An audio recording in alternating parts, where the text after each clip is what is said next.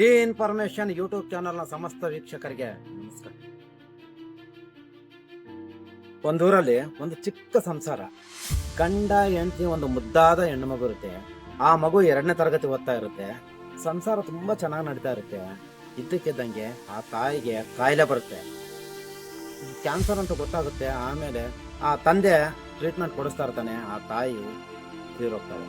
ಆಗ ಸುಮಾರು ಜನ ಬಂದು ಸಂಬಂಧಿಕರು, ಸ್ನೇಹಿತರು ಎಲ್ಲರೂ ಬಂದ್ಬಿಟ್ಟು ಮಗು ತುಂಬಾ ಚಿಕ್ಕದಾಗಿದೆ, ಅದಕ್ಕೆ ಒಂದು ಮದುವೆ ಮಾಡ್ಕೊಳಪ್ಪ ಅಂತ ಹೇಳ್ತಾರೆ. ಆದ್ರೆ ತಂದೆ ಅದನ್ನ ಒಪ್ಕೊಳ್ಳೋದಿಲ್ಲ, ತಿರಸ್ಕರಿಸ್ತಾನೆ. ಯಾಕಂದ್ರೆ ಮದುವೆ ಆಗಿ ಬರೋಳು ನನ್ನ ಮಗಳನ್ನ ಚೆನ್ನಾಗಿ ನೋಡ್ಕೋತಾಳೋ ಇಲ್ವೋ ಯಾರಿಗ್ ಗೊತ್ತು.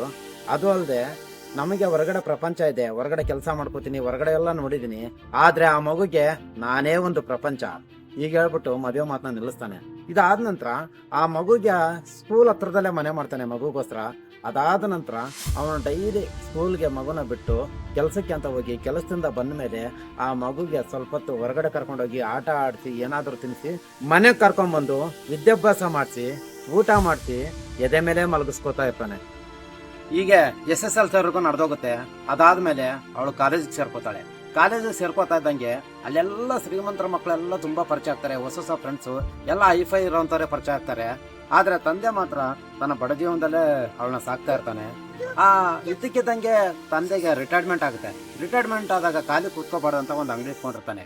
ಆಗ ಹುಡುಗಿ ಕಾಲೇಜಲ್ಲಿ ಎಲ್ಲ ಫ್ರೆಂಡ್ಸ್ಗಳು ಎಲ್ಲ ಒಳ್ಳೊಳ್ಳೆ ಬಟ್ಟೆಗಳು ಹಾಕೊಂಡು, ಕಾಸ್ಟ್ಲಿ ಅಷ್ಟು ಬಟ್ಟೆಗಳು ಹಾಕೊಂಡು ಓಡಾಡ್ತಾ ಇರ್ತಾಳೆ. ನನಗೂ ಅದೇ ತರ ಬಟ್ಟೆ ಬೇಕು ಅಂತಾಳೆ. ಆದ್ರೂ ಸ್ವಲ್ಪ ಕಷ್ಟ ಆದ್ರೂ ಪರವಾಗಿಲ್ಲ ಅಂತ ಕೊಡಿಸ್ತಾನೆ. ಇದಾದ ನಂತರ ಒಂದಿನ ಬೇಡಿಕೆ ಇಡ್ತಾಳೆ, ನನಗೊಂದು ಮೊಬೈಲ್ ಬೇಕು, ಎಲ್ಲಾ ಸ್ನೇಹಿತರ ಹತ್ರ ಒಳ್ಳೊಳ್ಳೆ ಮೊಬೈಲ್ ಇದಾವ ಅಂದಾಗ, ಇಲ್ಲಮ್ಮ ನಮ್ ಕೆಪಾಸಿಟಿ ಅಷ್ಟೊಂದಿಲ್ಲ, ಬೇಡ ಅಂತ ಹೇಳ್ತಾನೆ. ಮೊಬೈಲ್ ಬೇಕೇ ಬೇಕು ಅಂತ ಹಠ ಹಿಡಿತಾಳೆ. ಸರಿ ಆಯ್ತಮ್ಮ ಅಂದ್ಬಿಟ್ಟು ಒಂದು 10,000 ರೂಪಾಯಿದು ಮೊಬೈಲ್ ತಂದು ಕೊಡ್ತಾನೆ.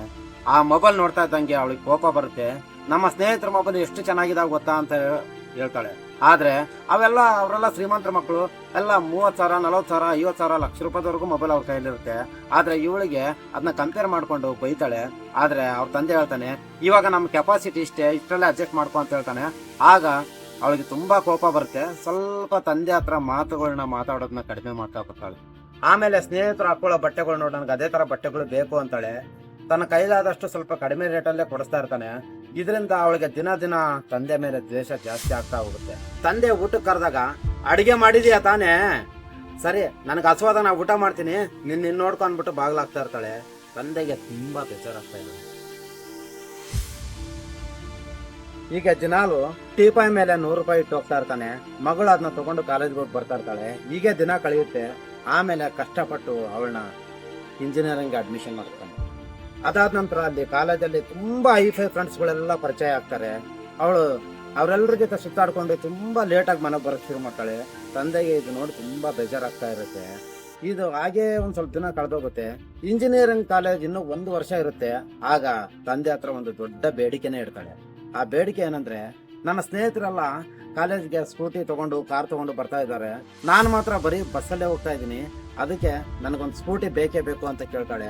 ಆಗ ತಂದೆ ಕೇಳ್ತಾನೆ, ನಿಮ್ಮ ಕಾಲೇಜಲ್ಲಿ ಯಾರು ಬಸ್ಸಲ್ಲಿ ಬರೋದೇ ಇಲ್ವಾ ಅಂತ ಕೇಳಿದಾಗ, ಸುಮಾರು ಜನ ಬರ್ತಾರೆ ಅಂತ ಅವಳು ಹೇಳ್ತಾಳೆ. ಆಗ ಹೇಳ್ತಾನೆ, ಅವರಲ್ಲೇ ನೀನು ಒಬ್ಳಾಗು, ಈಗ ಸದ್ಯಕ್ಕೆ ನನ್ನ ಹತ್ರ ಅಷ್ಟೊಂದು ದುಡ್ಡಿಲ್ಲ, ಸ್ವಲ್ಪ ದಿನದ ನಂತರ ಕೊಡಿಸ್ತೀನಿ ಅಂತ ಹೇಳ್ತಾನೆ. ಆಗ ಅವಳು ಹೇಳ್ತಾಳೆ, ಇನ್ನೂ 1 ವರ್ಷ ಆದ್ರೆ ನನ್ನ ಇಂಜಿನಿಯರಿಂಗ್ಗೆ ಮುಗಿದೋಗುತ್ತೆ, ಆವಾಗ ನನಗೆ ಸ್ಕೂಟಿ ಅವಶ್ಯಕತೆನೂ ಇರಲ್ಲ, ಅವಾಗ ಬೇಕಾದ್ರೆ ನಾನೇ ಜಾಬ್ ಮಾಡ್ತಾ ಇರ್ತೀನಿ, ನಾನೇ ನನ್ನ ದುಡ್ಡೆಲ್ಲ ತಗೊಂತೀನಿ, ನಿನ್ನ ಅವಶ್ಯಕತೆ ನನಗಿರಲ್ಲ ಅಂತ ಹೇಳ್ತಾಳೆ. ಈ ಮಾತು ಕೇಳ್ತಾ ಇದ್ದಂಗೆ ತುಂಬಾ ನೋವಾಗುತ್ತೆ. ತಂದೆಯ ಕಣ್ಣಂಚಲ್ಲಿ ನೀರು.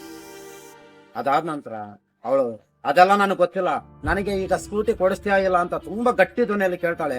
ಅದಕ್ಕೆ ತಂದೆ ಆಗೋದೇ ಇಲ್ಲ ಅಂತ ಸೀರಿಯಸ್ ಆಗಿ ಹೇಳ್ಬಿಡ್ತಾನೆ. ಆವತ್ತಿಂದ ಆ ಮಗಳು ಆ ತಂದೆ ಹತ್ರ ಸಂಪೂರ್ಣವಾಗಿ ಮಾತಾಡೋದನ್ನೇ ನಿಲ್ಲಿಸ್ಬಿಡ್ತಾಳೆ. ಹೀಗೆ ಸುಮಾರು ಒಂದು 6-7 ತಿಂಗಳು ಕಳೆದೋಗುತ್ತೆ. ಆಗ ಆ ತಂದೆ ಮಗಳ ಹತ್ರ ಮಾತಾಡ್ಬೇಕಂತ ತುಂಬಾ ಪ್ರಯತ್ನ ಪಡ್ತಾ ಇರ್ತಾನೆ. ಅದಕ್ಕೆ ಅವಳು ಅವಕಾಶನೇ ಕೊಡೋದಿಲ್ಲ. ಒಂದಿನ ಅವಳು ರೂಮ್ ಬಾಗಿಲು ತಡ್ತಾನೆ. ಆದ್ರೆ ಅವಳು ಜೋರಾಗಿ ಕಿರಿಸ್ಕೋತಾಳೆ, ನನಗೆ ಸ್ವಲ್ಪ ನೆಮ್ಮದಿಯಾಗಿರೋಕ್ ಬಿಡಲ್ವಾ ಅಂತಾಳೆ. ಆ ಮಾತು ಕೇಳಿ ತಂದೆಗೆ ತುಂಬಾ ನೋವಾಗುತ್ತೆ. ಒಂದು ದಿನ ತಂದೆ 11 ಗಂಟೆಗೆ ಎದ್ದು ತನ್ನ ಮಗಳ ಹತ್ರ ಏನೋ ಹೇಳ್ಕೋಬೇಕನ್ಸುತ್ತೆ. ಹೋಗಿ ಅವಳ ರೂಮ್ ಬಾಗಿಲನ್ನ ತಟ್ತಾನೆ. ಅವಳು ಎಚ್ಚರವಾಗಿದ್ರು ಬಾಗಿಲು ತೆಗಿಯಲ್ಲ. ಒಂದು 10 ನಿಮಿಷ ಬಾಗಿಲನ್ನ ತಟ್ಟಿ ತುಂಬಾ ಬೇಸರದಿಂದ ತನ್ನ ರೂಮ್ಗೆ ಹೋಗ್ತಾನೆ. ಮಗಳು ಬೆಳಗ್ಗೆ ಎದ್ದು ಸ್ನಾನ ಮಾಡ್ಕೊಂಡು ರೆಡಿಯಾಗಿ ಆ ಟೀಪಾಯ್ ಟೇಬಲ್ ಹತ್ರ ಬರ್ತಾಳೆ. ಟೀಪಾಯ್ ಟೇಬಲ್ ಮೇಲೆ ದುಡ್ಡಿರಲ್ಲ, ಅದ್ರ ಬದಲಾಗಿ ಒಂದು ಬ್ಯಾಗ್ ಇರುತ್ತೆ. ಅದಾದ ನಂತರ ತಂದೆಯ ರೂಮ್ ಒಳಗೆ ಹೋಗ್ತಾಳೆ. ತಂದೆ ಒಂದು ಚೇರ್ ಮೇಲೆ ಕಣ್ಣು ಮುಚ್ಕೊಂಡಿರ್ತಾನೆ. ಆಮೇಲೆ ತಂದೆ ನಿದ್ದೆ ಮಾಡ್ತಾ ಇದ್ದಾನೆ ಅಂತ ಅವಳು ತಿಳ್ಕೊಂಡಿರ್ತಾಳೆ. ಮುಂದ್ಗಡೆ ಇರ್ತಕ್ಕಂಥ ಟೇಬಲ್ ಮೇಲೆ ಒಂದು ಲೆಟರ್ ಇರುತ್ತೆ.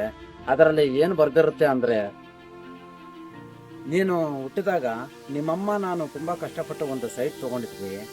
ನಾವು ಆ ಸೈಟಲ್ಲಿ ಒಂದು ಮನೆ ಕಟ್ಟಿಸ್ಬೇಕಂತ ದಿನ ಸ್ವಲ್ಪ ದುಡ್ಡನ್ನ ಕೂಡಿಟ್ಟಿದ್ವಿ. ಒಂದು ರೇಂಜಲ್ಲಿ ದುಡ್ಡನ್ನ ಕೂಡಿಟ್ಟಿದ್ವಿ. ಇದ್ದಕ್ಕಿದ್ದಂಗೆ ನಿಮ್ಮ ತಾಯಿಗೆ ಕಾಯಿಲೆ ಬಂತು. ನಿಮ್ಮ ತಾಯಿ ಕಾಯಿಲೆ ಬಂದಾಗ ಅದನ್ನ ತೋರಿಸೋದಕ್ಕೆ ಅಂತ ದುಡ್ಡು ಖರ್ಚಾಗ್ತಾ ಹೋಗ್ತು. ದುಡ್ಡು ಹೋಯ್ತು, ಕೊನೆಗೆ ನಿಮ್ಮ ಅಮ್ಮನೂ ಉಳಿಲಿಲ್ಲ. ಆವತ್ತಿಂದ ಇವತ್ತಿನವರೆಗೂ ಪ್ರತಿ ತಿಂಗಳ ಸಂಬಳದಲ್ಲಿ ಸ್ವಲ್ಪ ದುಡ್ಡನ್ನ ಕೂಡಿಡ್ತಾ ಬರ್ತಾ ಇದ್ದೆ. ರಿಟೈರ್ಡ್ ಆದ್ಮೇಲೆ ಆ ದುಡ್ಡನ್ನ ಸೇರಿಸಿ ನಿಮ್ಮಮ್ಮನ ಆಸೆಯ ಮೇರೆಗೆ ಆ ಜಾಗದಲ್ಲಿ ನಿನಗೆ ಒಂದು ಮನೆನ ಕಟ್ಸಿದೀನಿ. ಅದು ಸಂಪೂರ್ಣ ಕೆಲಸನ ಮುಗಿದೋಗಿದೆ. ಇನ್ನ ಒಂದೆರಡು ಲಕ್ಷ ಖರ್ಚಿರ್ಬೋದು ಅಷ್ಟೇ. ಅದೆಲ್ಲ ನಿನ್ನ ಹೆಸರ ಮೇಲೆ ಇದೆ. ನಿನಗೆ ಗೊತ್ತಿದೆ ಅಲ್ಲ, ರಿಟೈರ್ಡ್ ಆದ್ಮೇಲೆ ಒಂದು ಅಂಗಡಿ ಇಟ್ಟಿದೆ. ಅದು ತುಂಬಾ ಚೆನ್ನಾಗೇ ನಡೀತಿತ್ತು. ಪ್ರತಿ ತಿಂಗಳು ಸ್ವಲ್ಪ ದುಡ್ಡನ್ನ ಕೂಡಿಟ್ಟು ಅದು ಈಗ ಒಂದು 6 ಲಕ್ಷವರೆಗಾಗಿದೆ. 6 ಲಕ್ಷನ ನಿನ್ನ ಹೆಸರಿಗೆ ಫಿಕ್ಸ್ಡ್ ಮಾಡಿಸಿದ್ದೀನಿ. ಮತ್ತೆ ಈಗ 15 ದಿನಗಳ ಕೆಳಗೆ ಅಂಗಡಿ ಮಾರಿದೆ. ಅದರಿಂದ 3 ಲಕ್ಷ ಬಂತು. ಅದು ಬೀರೋದಲ್ಲಿಟ್ಟಿದ್ದೀನಿ. ಆ ದುಡ್ಡನ್ನ ತಗೊಂಡು ಆ ಮನೆ ಕಂಪ್ಲೀಟ್ ಮಾಡ್ಕೊಂಡು ನೀನು ಒಂದು ಸ್ಕೂಟಿ ತಗೋ. ಯಾವುದೇ ಕಾರಣಕ್ಕೂ ಈ 6 ಲಕ್ಷನ ರಿಮೂವ್ ಮಾಡಬೇಡ. ಯಾಕೆ ಅಂದ್ರೆ ಇಂಜಿನಿಯರ್ ಮುಗಿತಾ ಇದ್ದಂಗೆ ಕೆಲಸ ಸಿಗೋದಕ್ಕೆ ಸ್ವಲ್ಪ ಟೈಮ್ ಹಿಡಿಯುತ್ತೆ. ಅಲ್ಲಿವರೆಗೂ ಈ 6 ಲಕ್ಷದಿಂದ ಬರ್ತಕ್ಕಂಥ ಇಂಟ್ರೆಸ್ಟ್ ಅಲ್ಲಿ ನಿನ್ ಜೀವನ ನಡೆಸು. 6 ತಿಂಗಳಿಂದ ನನಗೆ ಎದೆನೋವು ಕಾಣಿಸ್ಕೊಳ್ತು. ಆಸ್ಪತ್ರೆಗೆ ಹೋದೆ. ಆಸ್ಪತ್ರೆಯಲ್ಲೆಲ್ಲ ಚೆಕ್ ಮಾಡಿ ನಿನಗೆ ಹಾರ್ಟ್ ಪ್ರಾಬ್ಲಮ್ ಇದೆ, ಆಪರೇಷನ್ ಮಾಡ್ಬೇಕು ಅಂತ ಹೇಳಿದ್ರು. ಆಪರೇಷನ್ಗೆ ಒಂದು 8-10 ಲಕ್ಷ ಖರ್ಚಾಗುತ್ತೆ ಅಂತಾನೂ ಹೇಳಿದ್ರು. ಮನೆ ಮಾರಿ ಮಾಡಿಸ್ಬೋದಾಗಿತ್ತು, ಆದ್ರೆ ನಾನು ಯಾರಿಗೋಸ್ಕರ ಮಾಡಿಸ್ಬೇಕು? ಅವತ್ತು ನಿನಗೆ ನಾನೇ ನಿನ್ನ ಪ್ರಪಂಚ ಆಗಿದ್ದೆ. ಇವತ್ತು ನಿನಗೆ ಹೊರಗಡೆ ಪ್ರಪಂಚ ಇದೆ, ಆದ್ರೆ ನನಗೆ ನೀನೇ ನನ್ನ ಪ್ರಪಂಚ. ನೀನೇ ನನ್ನ ಜೊತೆ ಸ್ಪಂದಿಸ್ತಾ ಇಲ್ಲ. ನಾನು ನಿನ್ನ ಯಾರಿಗೋಸ್ಕರ ಬದುಕೋಣ? ಅದಕ್ಕೆ ಅವತ್ತಿಂದ ಇವತ್ತಿನವರೆಗೂ ಟ್ಯಾಬ್ಲೆಟ್ ಅಲ್ಲೇ ಬದುಕ್ತಾ ಇದ್ದೀನಿ. ನಿನ್ನ ಟ್ಯಾಬ್ಲೆಟ್ ಖಾಲಿ ಆಗಿತ್ತು, ನಾನು ನೋಡ್ಕೊಂಡಿರ್ಲಿಲ್ಲ. ರಾತ್ರಿ ಇದ್ದಕ್ಕಿದ್ದಂಗೆ ಎದೆನೋ ಕಾಣಿಸ್ಕೋತು. ಬಂದು ನಿನ್ನ ರೂಮ್ ಬಾಗಿಲು ತಡ್ದೆ, ನೀನು ಬಾಗಿಲು ತೆಗಿಲೇ ಇಲ್ಲ. ಸಪೋಸ್ ನೀನ್ ಏನಾದ್ರೂ ತೆಗೆದಿದ್ರೆ ಇನ್ನೂ ಒಂದ್ ಸ್ವಲ್ಪ ದಿನ ಬದುಕ್ತಾ ಇದ್ನೋ ಏನೋ. ಆದ್ರೆ ನನಗೆ ಬೇಜಾರಾಯ್ತು, ತುಂಬಾ ಎದೆ ನೋಯ್ತಾ ಇತ್ತು. ಆ ನೋವಲ್ಲೇ ಈ ಪತ್ರ ಬರಿತಾ ಇದ್ದೀನಿ. ಇನ್ನು ನಾನು ಹೋಗ್ತಾ ಇದ್ದೀನಿ ಮಗಳೇ ಅಂತ ಬರೆದು ಕಣ್ಮುಚ್ಚುತ್ತಾನೆ. ಆಗ ಮಗಳು ಜೋರ ಕಿರುತ್ಕೋತಾಳೆ, ಅಪ್ಪ ಎದ್ದೇಳಪ್ಪ ಒಂದ್ಸರಿ ಮಾತಾಡಪ್ಪ ಅಂತ ಎಷ್ಟೊಂದು ಕಿರುತ್ಕೋತಾಳೆ. ಆದ್ರೆ ಎದ್ದೊಳದೇ ಇಲ್ಲ.